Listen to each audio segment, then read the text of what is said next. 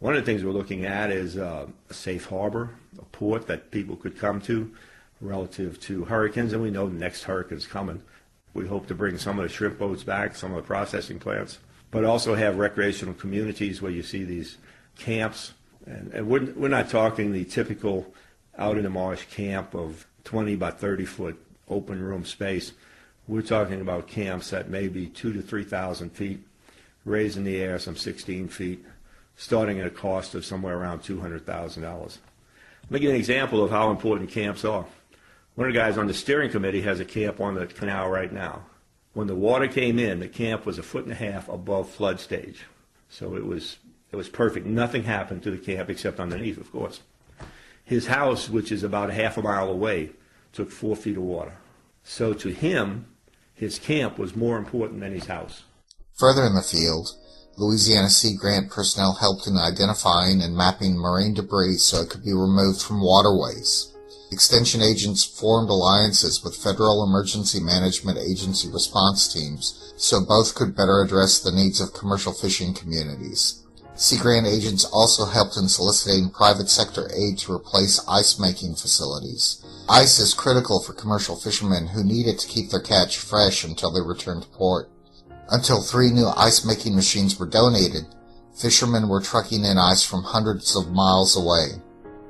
Returning commercial fishing boats to the water also was of critical concern following the storms.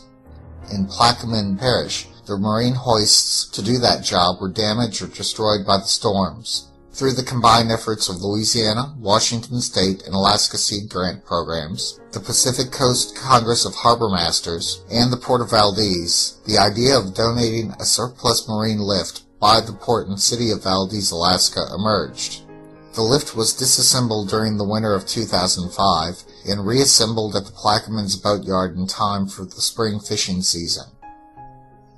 More on the home front, Sea Grant staff assembled storm surge models that not only showed the water inundation to parishes directly hit by the hurricanes, but what could have happened to parishes that dodged the bullet.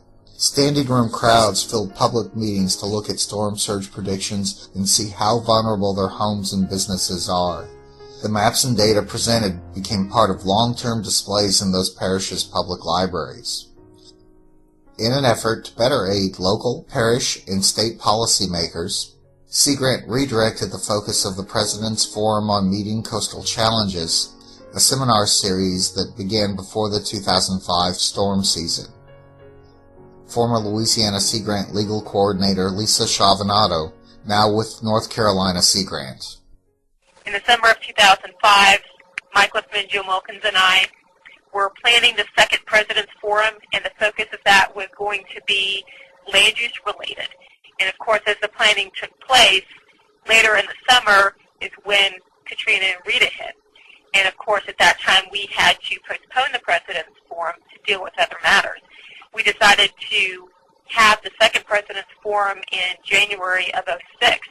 The role that that we hoped it would have in the recovery effort is to kind of present the other issues at stake in rebuilding, that it's not just about rebuilding the communities, that there are also issues such as being able to get insurance, being able to get mortgages, how the insurance industry and the banking industry can influence recovery and rebuilding, and how other states have addressed areas that have been hit by either coastal storms or hit by floods.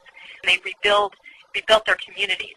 And as they were doing it, they decided we can't rebuild in the same place and in the same manner. We have to make changes to protect our communities. And, these case studies hopefully gave the people that were in the audience some hope for themselves, some hope for Louisiana that yes, it can be done. Louisiana Sea Grant also engaged policy and decision makers with a hazards mitigation guidebook modeled after a similar book written by Hawaii-based attorney and land use expert Dennis Wang.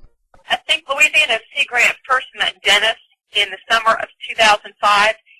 Mike had heard of Dennis and his Coastal Hazard Mitigation Guidebook, which was getting a lot of attention, and it was partly funded by Hawaii Sea Grant.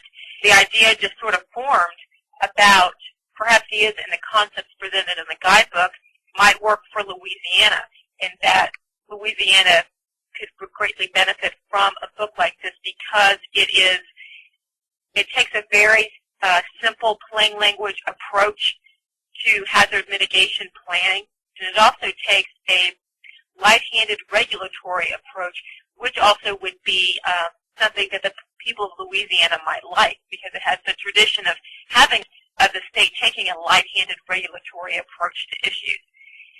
I guess you can call it my greatest hope for this guidebook is to encourage people to not rebuild the easy way, meaning in the same way and in the same place, because that's just going to continue their vulnerability from coastal storms.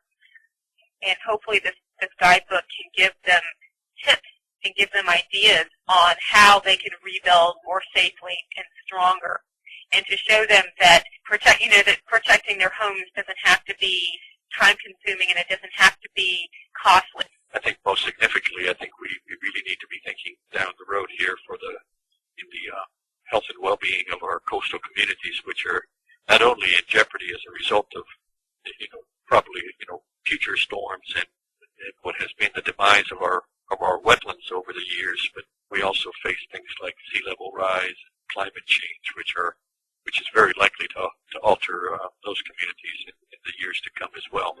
So how to best prepare for that? How to convey this news without being alarmist? How to convey this news without being Chicken Little types? How to convey this news and be positive? That is a real challenge for programs like the Louisiana program. And I might add that just with the grace of God, it could be 30 other programs could be facing similar circumstances.